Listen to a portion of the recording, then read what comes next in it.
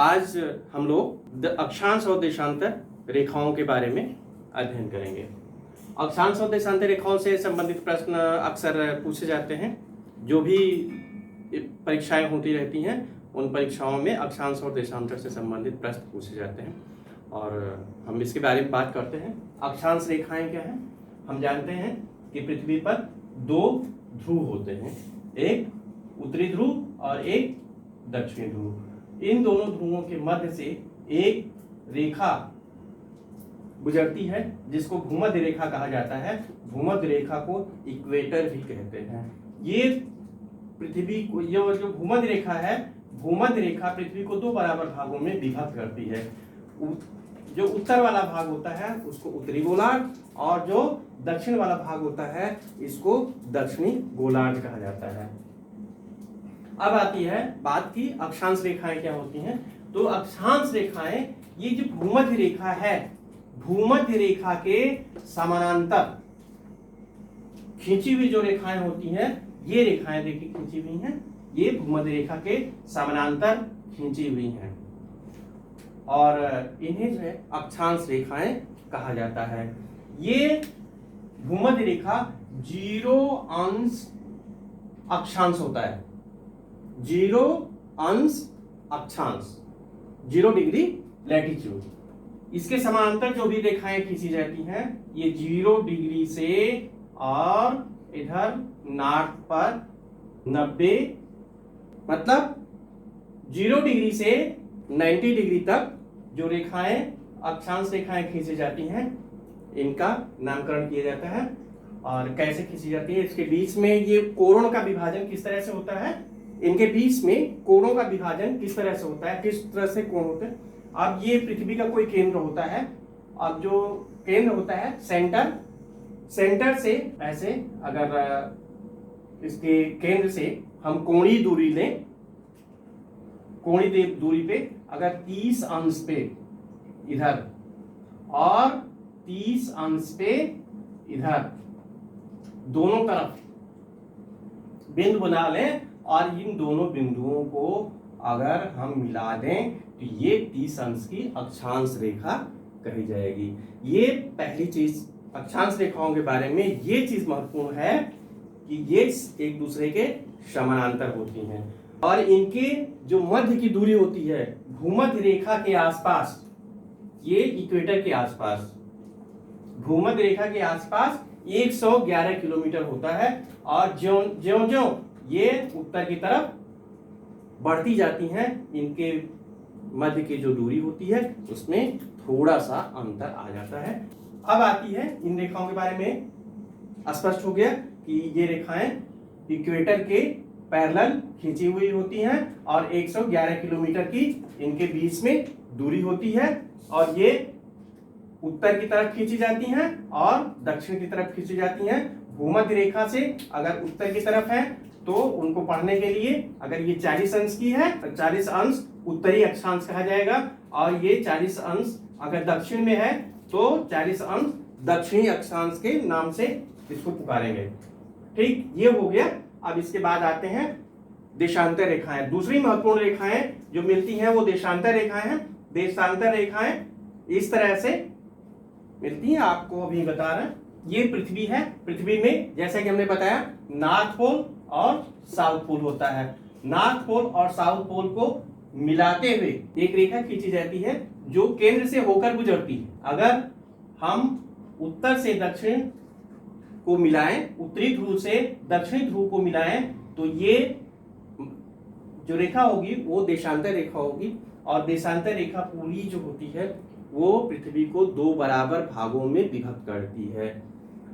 और आपको ये पता है कि अभी अक्षांश रेखाओं की बात कर रहे थे तो अक्षांश रेखाओं में सिर्फ इक्वेटर भूमध्य रेखा ही पृथ्वी को दो बराबर भागों में विभक्त करती है, जबकि देशांतर रेखा में प्रत्येक देशांतर रेखा पृथ्वी को दो बराबर भागों में विभक्त करती है।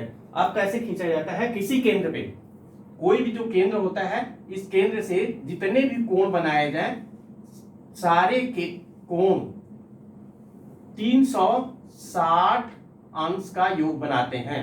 अतः किसी केंद्र बिंदु से अगर चारों तरफ कोण खींचा जाए तो पूरे संपूर्ण कोणों का योग 360 अंश होता है।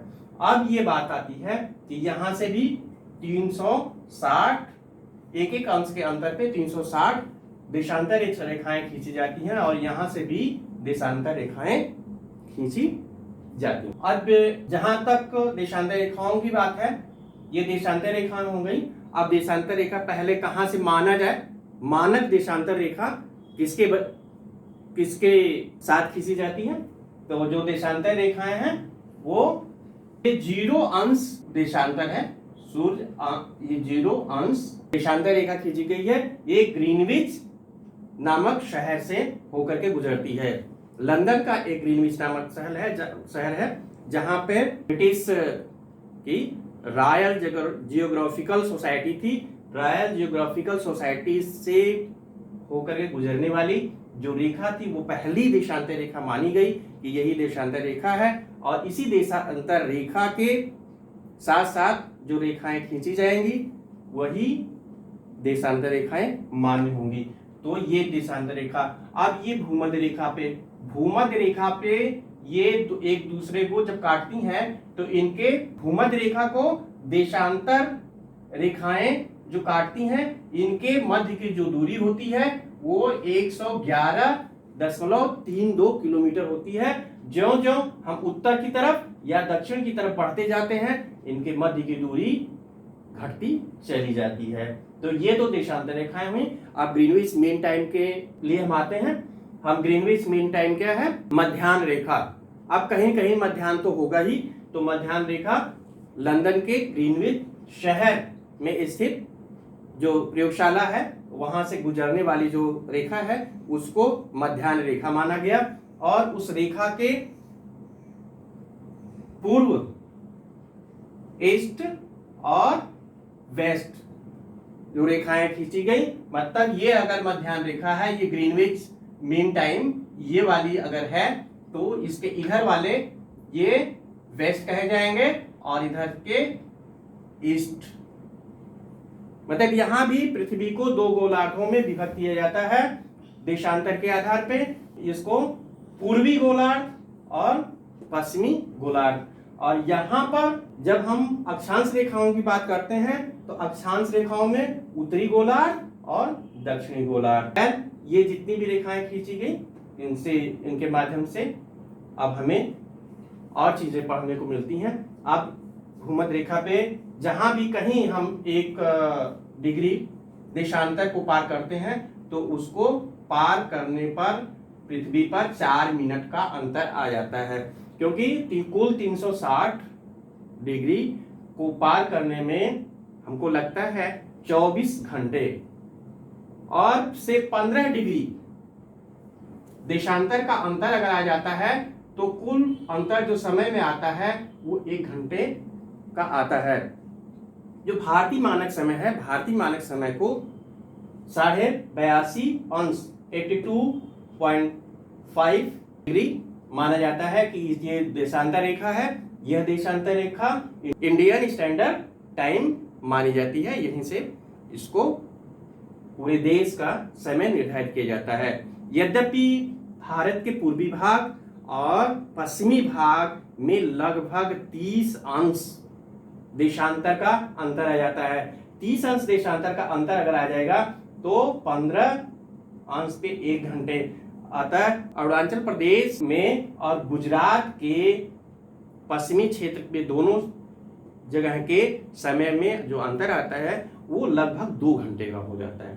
खैर ये बात हो गई कि हमें 1 अंश देशांतर पार करने में 4 मिनट का समय लगता है और 15 अंश देशांतर पार करने में हमें 1 घंटे का समय लगता है। भारतीय मानक समय 82.5 डिग्री से माना जाता है। लेकिन ये 82 अंश देशांतर रेखा कहां से गुजरती है? ये इलाहाबाद के पास से गुजरती है।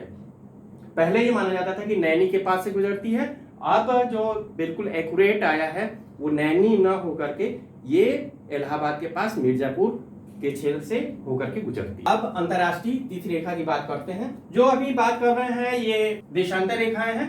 देशांतर रेखाओं में जो ग्रीनविच मेन टाइम है 0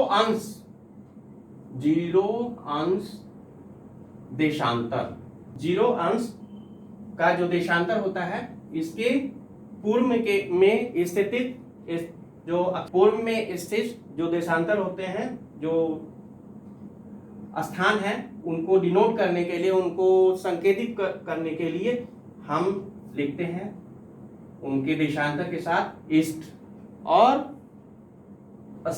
पश्चिम में जो देशांतर होते हैं उनके साथ वेस्ट जोड़ दिया जाता है। तो इस तरह से कुछ 360 हैं। तो 360 जब यहां से हम इधर की तरफ गिनते हैं तो 180 अंश देश ईस्ट पूर्वी, और यहां से इधर की तरफ गिनते हैं तो 180 अंश वेस्ट पश्चिमी देशांतर, 180 अंश पश्चिमी देशांतर और 180 अंश पूर्वी देशांतर। यहां से गिनते हुए जब यहां तक पहुंच जाते हैं और यहां से गिनते हुए यहां तक पहुंच जाते हैं तो दोनों देशांतर एक दूसरे से मिल जाते हैं, क्योंकि 180 और 180 इधर कुल 360 हो जाते हैं।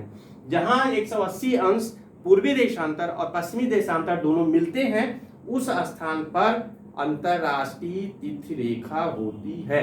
अब अंतरराष्ट्रीय तिथि रेखा, जैसे इधर से अंतरराष्ट्रीय तिथि रेखा जो है इसको जब पार करते हैं तो पार करने पर एक दिन का अंतर आ जाता है, और ये पूरी सीधी नहीं, 180 अंश देशांतर और अक्षांश को याद करने के लिए ये लैटिट्यूड एंड लॉन्गिट्यूड, ये दोनों चीजें भी याद रखना पड़ता है, कभी थोड़ा अंतर उसमें स्पष्ट हो जाता है।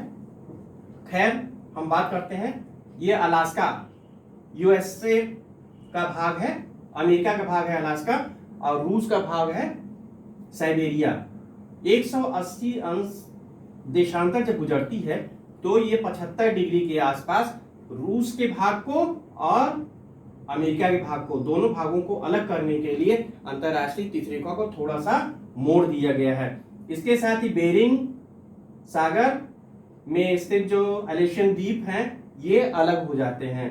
आगे आकर के एक जगह फिर नीचे आने पर फिजी और समोआ के जो द्वीप हैं इनको अलग करने के लिए, उसके साथ साथ न्यूजीलैंड का एरिया काफी पूरब तक गया हुआ है, उनको एक साथ करने के लिए और टाइम जोन को बरकरार रखने के लिए यहां भी यह रेखा मोड़ी जाती है।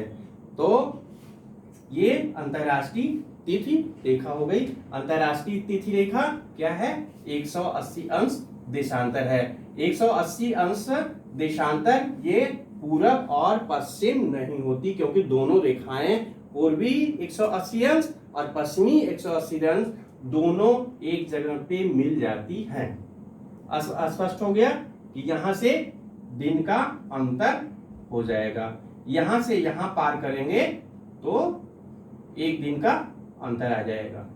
जैसे यहाँ पे अगर आज 11 तारीख है तो उसी समय हम इधर चले आएंगे तो यहाँ पर 12 तारीख हो जाएगी। ये 11 तारीख और 12 तारीख हो जाएगी। अगर ठीक रात को 12 बजे ये अलास्का की तरफ से चलें, रूस की तरफ आए, साइबेरिया के अलास्का की तरफ से चलें और रूस की तरफ आए तो हम लोग एक दिन खो देते हैं। अगर यहाँ हम चलते हैं रविवार को, संडे को, यहाँ संडे को अगर चलें और ये 12 बज रहा है तो जो हम यहाँ से देशांतर है, इस देशांतर के इधर जो है यूएसए का एरिया है, ये यूएसए का जो एरिया है ये किसमें है? वेस्ट, मतलब पश्चिमी गोलार्ध में है। इसके साथ जो है ये वेस्ट का एरिया है और इधर का जो एरिया है ये जापान के साइड का है, रूस के है। यहाँ पर जापान है, इधर यूएसए है, जापान है, जापान और यूएसए। तो जापान में सबसे पहले सूरज उगता है। तो यहाँ पे अगर हम 12 बजे रात को 12 बजे रात को यहाँ संडे को अगर हम चलें और यहाँ हम आ जाएं इस स्थान पे, मतलब यहाँ से पैर हमारा इधर आए, तो ये जो 12 बज रहा है, 12 बजने को है, जो 12 बजेगा, यहाँ संडे है और 12 बज के 1 सेकेंड अगर हो जाएगा, 12 बज के 1 सेकेंड हो जाएगा, तो 12 बज के 1 सेकेंड पे यहाँ का समय हो जाएगा मंडे, और यहाँ जब संडे था तो यहाँ क्या था, मंडे, एक दिन का अंतर था। और ये बता रहे हैं कि यहाँ उसी समय मंडे हो गया, अब जब मंडे हो गया तो यहाँ क्या हो जाएगा, ट्यूसडे, तो एक दिन का ह्रास हो जाता है, एक दिन की कमी आ जाती है। इसको थोड़ा समझने में सिर्फ ये 12 बजे रात की स्थिति होगी। इसके अलावा अगर हम पार करते हैं, उसके अलावा अगर पार करते हैं तो यहाँ संडे है तो सीधे सीधे यहाँ मंडे हो जाएगा। ये वेस्ट है और ये ईस्ट है। खैर, अब यही बातें करते हैं, अगले एपिसोड में अगली बातें होंगी, कुछ और बताया जाएगा।